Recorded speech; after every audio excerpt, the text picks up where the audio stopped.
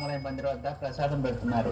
కావున భక్తులందరూ వెంచేసి స్వామివారి తీర్థ ప్రసాదాలు స్వీకరించవలసిందిగా కోరుతున్నాం.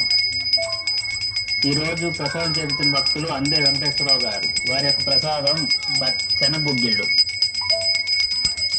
జై శ్రీరామ్, జై జై శ్రీరామ్. మన రత్నాచర్లో వెంచేస్తున్న కొత్త రామలయం మందిర వద్ద ప్రసాదం పెడుతున్నారు.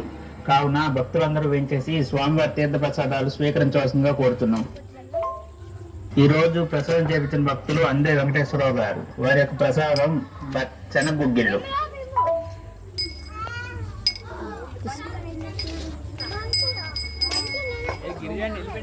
స్నానం చేస్తానికి వెళ్ళింది.